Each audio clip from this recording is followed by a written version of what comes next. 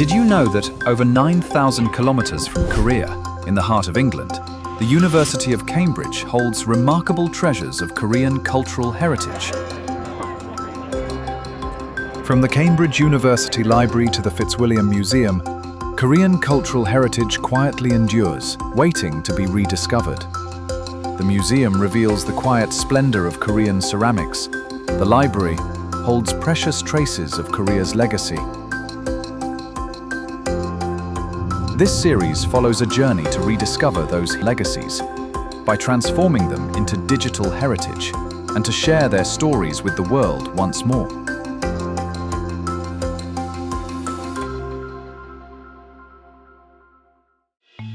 I began a journey to rediscover Korean cultural heritage here in the United Kingdom. That journey began at the Fitzwilliam Museum at the University of Cambridge. In its Korean gallery, I stood before beautiful Korean ceramics, quiet, dignified, and luminous. There is a little that moves me more than encountering Korean heritage in a foreign land. One day, a simple question arose in my mind. If these objects are here, what books from Korea might also remain? That question led me to Cambridge University Library, and there I had the honor of meeting Jeong, librarian, and Dr. Silviri, a scholar.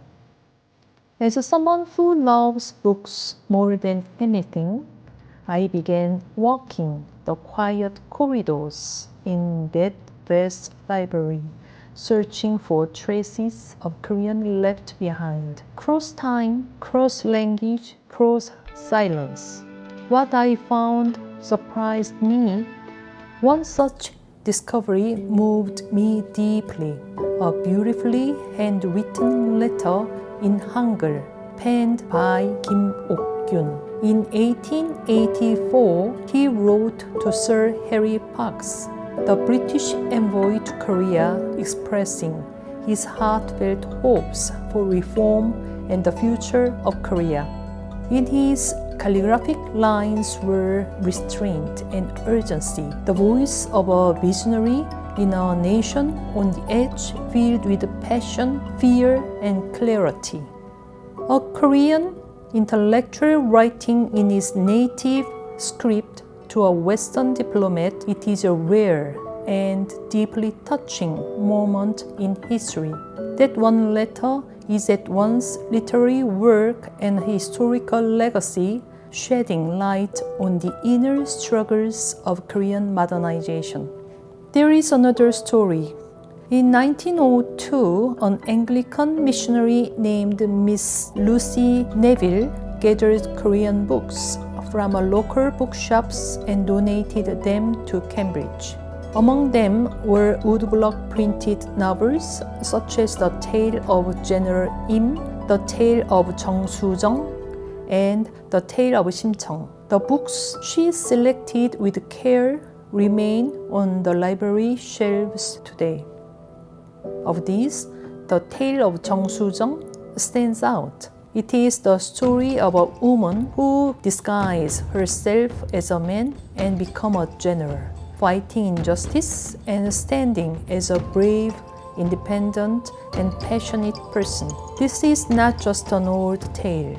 It is a narrative of female agency and dream, an act of imaginative resistance that resonates with readers even now.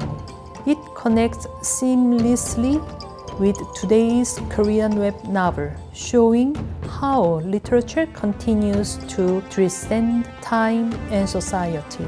The Tale of General Im exists in many different versions. Each variation offers a different ending, shaped by expectations and desires of its readers. In that way, the story structure anticipates what we now see in K-drama and digital storytelling, narratives that evolve in response to their audiences. I also turned my attention to the collection of William George Aston, a British diplomat who once served in Korea. During his time in Korea, he compiled grammar notes in Hangul and collected the war novel The Tale of Jo Ung, which he later donated the university library. His notes reflect not only linguistic interest but a deep, careful effort to truly understand the Korean language. Lucy Neville, William Aston, and many others, most of them unnamed, carried Korean stories across oceans and generations. These were not merely acts of collecting, but perhaps quiet expressions of respect and even love. In one quiet corner of the Cambridge University Library, I found yet another treasure. The first Korean translation of the Pilgrim's Process, published in 1895, preserved in two distinct editions, woodblock and movable type. It is a testament of the faith, language, and image, a collaboration between missionary James Gale and Korean artist Kim Jung-gun. Their journey too was cultural pilgrimage, and so I came to realize this journey of mine is not so different. To search for cultural heritage is to walk a path like that pilgrim's process, a journey across time, across language, guided by memory, hope, and imagination. Now it is my turn to breathe new life into these precious stories, to restore them as digital heritage, and to share them with a new generation. May this small journey become a seed for Korean studies at the University of Cambridge to grow deeper and flourish wider in years to come. You can now explore these digitized treasures on the Cambridge University Library's official website.